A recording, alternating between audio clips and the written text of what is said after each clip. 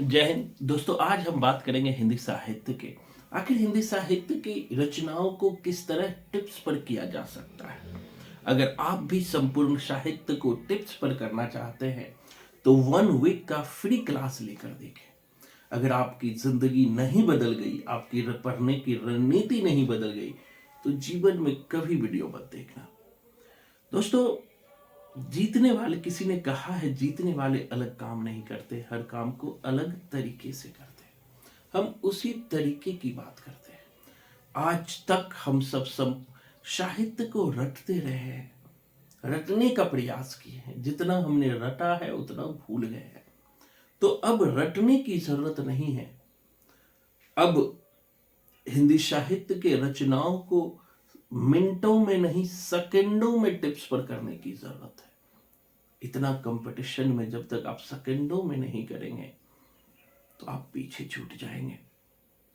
दोस्तों, मुझे लगता है कि हमारे अंदर कुछ ना कुछ कमियां होती है, इसीलिए हमारा रिजल्ट रुक जाता है। तो हम सबको अपने पैर पे कुल्हाड़ी खुद नहीं मारना चाहिए, बाहर वाले तो मारने को तैयार ही होते हैं। मेरे कहने का मतलब ये है, जब हमें अपनी कमियां पता हो तो उस कमियों पर काम करना चाहिए, तभी हम आगे बढ़ सकते हैं। बार बार दोस्तों असफल अच्छा होने से अच्छा है कि एक बार मेहनत करके सफल हो जाए, एक बार अच्छे टीचरों के संपर्क में जाया जाए। क्योंकि जो भी टीचर होते हैं उनका अपना एक्सपीरियंस होता है। आप 1 साल से तैयारी करते हो, 2 साल से, टीचर 10 साल से पढ़ाने का काम करता है और खुद 10-15 साल पढ़ा होता है, तो उनका अपना एक्सपीरियंस होता है। तो जरूर अच्छे टीचरों से जुड़े। और अब हम देखेंगे कि आखिर रचनाओं को कैसे सेकंडों में याद किया जा सकता है। जैसा कि बोर्ड पर आप देख रहे हैं, आज हमने नरेश मेहता की रचना लाया है, जो द्वितीय शतक के कवि है नरेश मेहता, जिसका सिंपल कोडिंग हमने आपको याद करवाया है।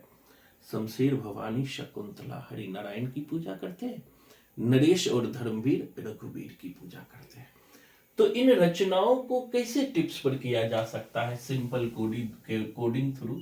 मेहता जी कहते हैं अपनी प्रेमिका से कि वन पाखी सुनो, बोलने दो चीर को, मेरे साथ समर्पित होकर एकांत में चलो, उत्सव मनाएंगे चैत के महीना में। फिर से समझना, वन पाखी सुनो, बोलने दो चीर को, मेरे साथ समर्पित होकर एकांत में चलो और उत्सव मनाएंगे चैत के महीना में।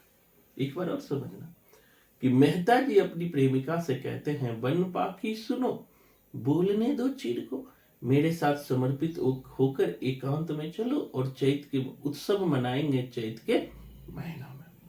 अब प्रेमिका क्या कहती है? प्रेमिका कहती है कि मेरे लिए तो, दोस्तों प्रेमिका कहती है कि मेरे लिए तो संशय की रात है, तुम्हारे साथ कैसे महाप्रस्थान करूं।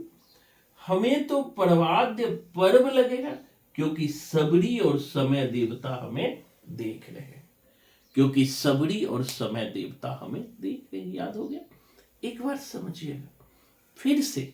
देखिए, साहित्य को फील कीजिए, साहित्य को रटने का प्रयास मत कीजिए, उसे महसूस करेंगे, याद हो जाएगा।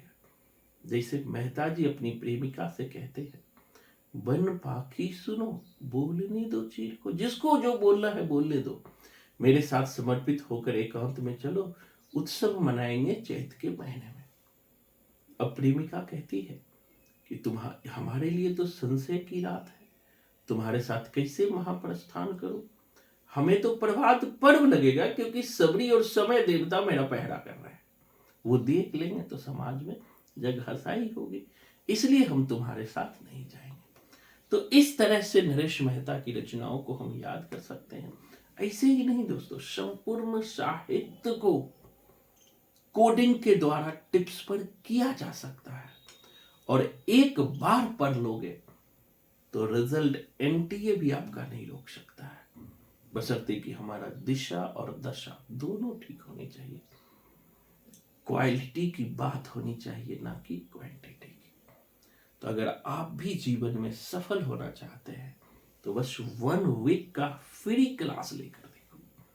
आपकी जिंदगी ना बदल जाए तो फिर मुझे कहना। आज के लिए इतना ही। धन्यवाद। जय हिंद।